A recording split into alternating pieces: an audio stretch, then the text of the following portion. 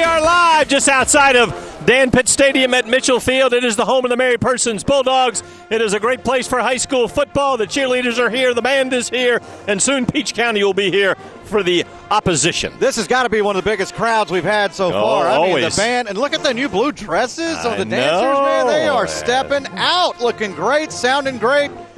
And they're going to stand out here in the heat with us, too. I know, they always do. We're really appreciative. All right, you got Peach County, you got Mary Persons. Let's talk about the teams. Peach County 2-1 this season. Only loss, of course, a couple of weeks ago on the last play of the game when Warner Robins kicked a field goal to beat them.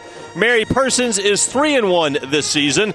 Their only loss came to an undefeated and highly ranked Lee County team. So these are two strong teams. This is not the first time they played. 13 times they have met up here. Peach County has the edge 7-6 against MP, including a 1-point win last year. You may remember that one pretty close. You can see there. Peach County actually won 6 straight matchups against the Bulldogs. We'll see if Mary Persons can snap the streak tonight. All right, players to watch, of course, for Peach County. A lot of explosive players, none more explosive than the great wide receiver, kickoff and punt returner Kieris Jackson, just named an Under Armour All-American earlier this week, committed to Georgia, a verbal commitment a couple of weeks ago. He is a big play threat, can score from anywhere on the field. He is fast. He averages more than 20 yards per reception, and Peach will look to get him the ball often tonight. On the Mary Persons side of the ball, you can see, what is that? You can see right here, JT Hardage, the quarterback, the junior, first-year starter. He likes to roll it out, throw it. His numbers don't pop out because Mary Persons runs the ball a good bit, but Hardage limits his mistakes. 7 touchdowns, only 1 interception. And here's the best part. He completes nearly 70% of his passes. Really efficient on offense. Yes. So there's some of the players to watch in this here matchup tonight. Another player to watch for in this matchup is the fact that summer is back. Yes. A week from today we'll be beginning fall. But this is not uncommon for September to throw one more surprise your way as we have the heat. 87 degrees, you can see in the bottom right of your screen. As far as tonight is concerned, we'll eventually drop into the 60s for tomorrow morning. During game time, wherever you're going in central Georgia, it will definitely be in the 80s. So very warm.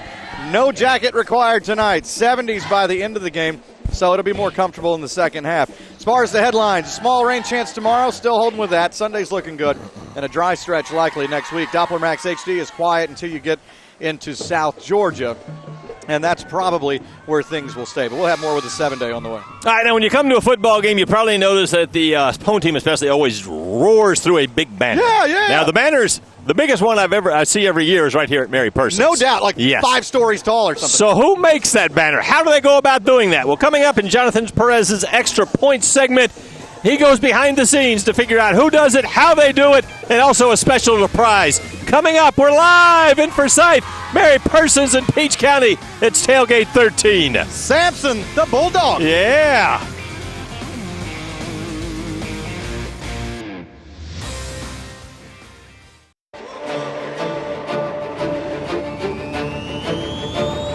Now or never.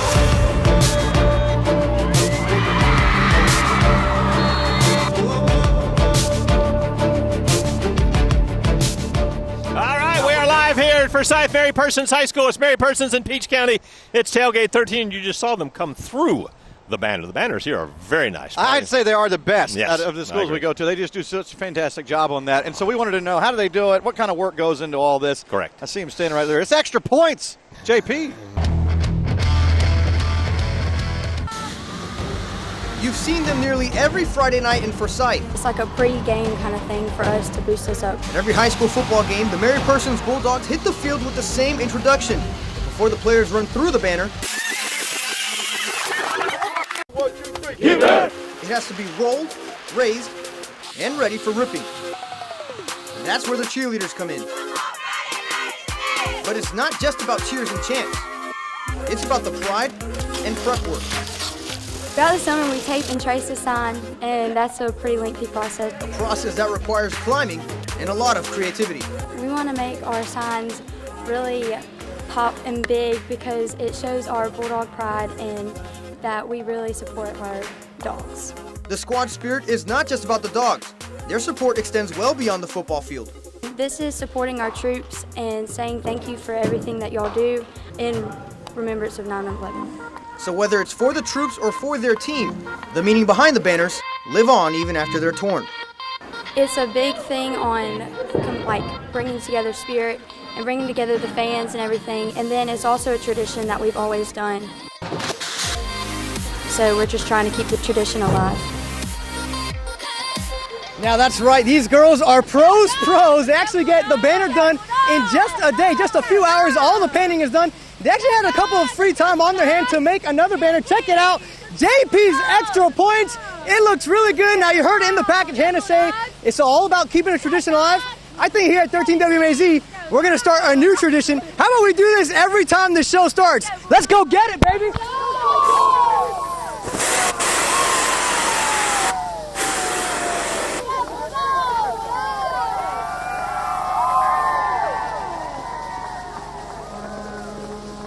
Well done, well done. Oh, it would have been funny if you couldn't have gotten through the banner. No, it wouldn't have been either. But no, well done. It was under pressure. Thank you very much to the Mary Persons cheerleaders making an extra banner, and we look forward to seeing what they have to showcase tonight. That is one of my favorite things about coming here is the banner, and yeah, so I like to run through it with the players too. Good video, right? Thank you. Hey, coming up next, we have the Heat. That's right, but for how long? The 7-day weather time coming up after the break, live from Mary Persons.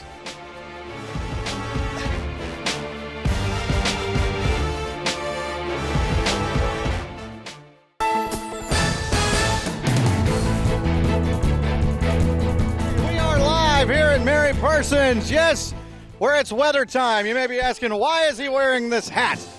Well, I'm an honorary member of the Bulldog Brigade this afternoon, the fine marching band here at Mary Persons. You can see 89 degrees, the current number. It's a little bit on the warm side, but it's September football. We expect it. See if you can pick out this song right here. I don't know if you can hear it. Singing in the Rain. And then it goes into, I believe it's Umbrella from Rihanna. I think they do them together. I'm feeling pretty good in this hat right now. This is nice. This belongs to somebody, so unfortunately they're going to have my sweat in their head when they're playing later tonight. All right, let's get into the weather. Tonight we're going to be looking at partly cloudy as we go through. We're going to be talking about dry conditions tonight for pretty much everywhere until you get into South Georgia, a little bit of a different story. So kickoff in the 80s, 70s by the time we get on into the end of the game. For the headlines again, small rain chance for Saturday. Otherwise, the weekend looks good. Sunday's looking pretty good. Dry stretch is likely as we go on into next week, too. So Doppler Max HD shows a completely different scenario. We are well into post-Irma world and thankful for it. As we hear more and more people getting power back on, that's great news. As we zoom out, you can see that there is rain in South Georgia and into southern parts of Alabama. Now, for the models for the next couple of days, here is a look. And what you'll see is mainly dry as we go through the day tomorrow, but you may see a couple of things pop up as we get on into the afternoon with the heat of the day. We'll watch and see if anything wants to fire. It's not showing a whole lot of color, but a couple little specks, especially to our west. Sunday is looking pretty quiet. As we get on into Monday, it's the same thing. So look for dry weather.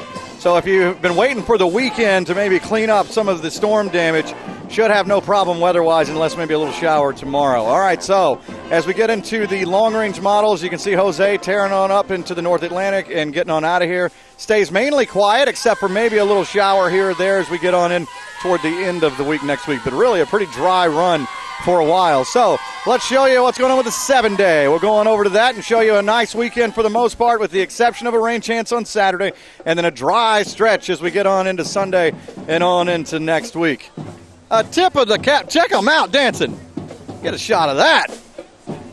Tip of the cap to the Bulldog Brigade. We are live from Mary Persons, Peach County coming into town. Going to be a heck of a game. We're back after this.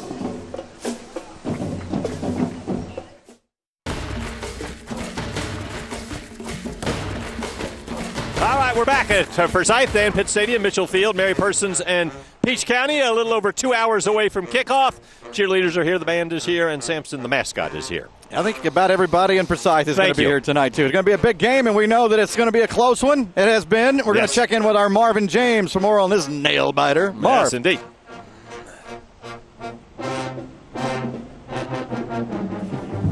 What a kickoff this was a year ago in the Valley. What a game. Two teams that are great powerhouses in Central Georgia. Mary Persons, Peach County. It doesn't get any better than this. Let's take a look back at how the game went down last year. Two Central Georgia powerhouses battling it out in the Valley in 2016. The visiting Bulldogs jump out early. Quarterback Caleb Spear, who recently graduated, to Jatori Sims, 41 yards on the tunnel screen.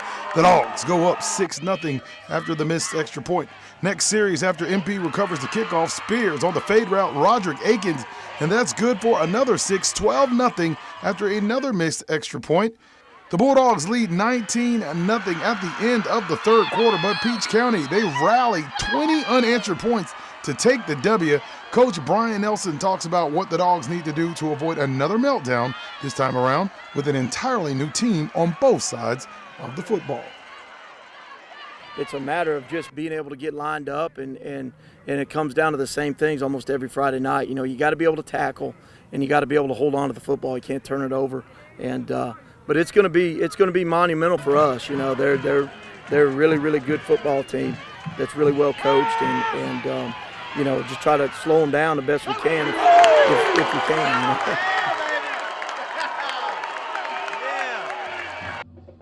Now, this has been a little bit of a different kind of a week this week with Tropical Storm Irma playing its role. So the guys have been out of school for a little bit, but they're finally ready to get under the lights at the pit, and it's all going down in just a couple hours, guys.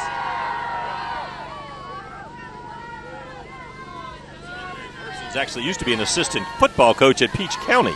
Yeah, Jim Finch, I think is what you just said right there. Yeah, so there is kind of the connection there. So correct. Got to be wild to watch, see how it plays out. MP trying to get a little payback on this one. So all right, we're going to talk about some other games we're going to be keeping our eyes on. Ben wants to brag about the Jones Zone. So stay with us. It's Tailgate 13. We're live at Mary Persons High School in Forsyth. I would never brag. No, thank you. Nice hat.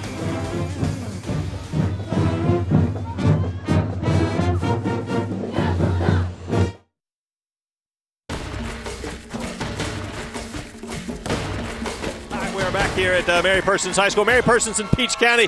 Good matchup. It's early. It's non-region matchup, but still two schools steeped in tradition. I just wanted to use the word steeped. Not the only game. Let me get my tea and steep the tea. It's not the only game we're keeping our eyes on tonight on Football Friday night. I'll be heading down to Freedom Field to watch Warner Robins in Houston County. Marv's over to Taylor County for a big matchup with Macon County. JMA at Westfield. JP will be there. We're also covering Howard at Veterans. Also Pacelli and Tatnall, Dodge, and Dooley. Harris County and Perry, Best and West Side. Scores, highlights, and much more tonight, 11:35 Football Friday night. It's a tradition unlike any other. Thank you, Jim Nance. Steeped in tradition there. Jones Zone, only 3 games this week because of Irma. You can see the bottom right not showing anybody. There are current standings. Frank and Ben tied in first at 10-6. As it should be. That's right. Marv JP only 1 game behind, and then Lorraine comes in at 6-10. You know she is your wife and our boss. That's right, and I got to spend the weekend hopefully sleeping in the house. We just could have left her off. Once it gets this bad, yeah. All right, back to wrap up this edition of Tailgate 13. I believe we have a special edition of This Is Home. We do. Yeah, This Is Home next. To that. All right, stay with us. We're at Mary Persons High School. The Bulldog faithful are fired up.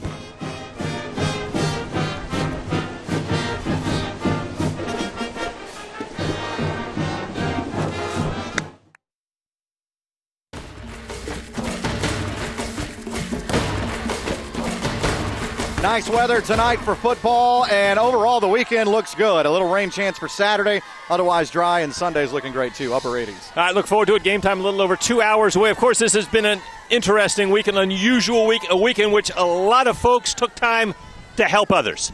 And so what we did is we took This Is Home and put a different kind of spin on things. And this is kind of a look at people helping people with all that happened with Irma this week. This is Home, straight from the heart. The 13 WMAZ team is here to keep you and your family safe. This is the part where we thought it was going to be hitting the hardest, and it continues to pick up. More examples of how strong the winds are here across the area. Toppling these trees. There's just tons of damage. We're trying to help everybody get through this best we can. We've gone through ice storms and the flood and everything else. You can't even imagine how grateful I am.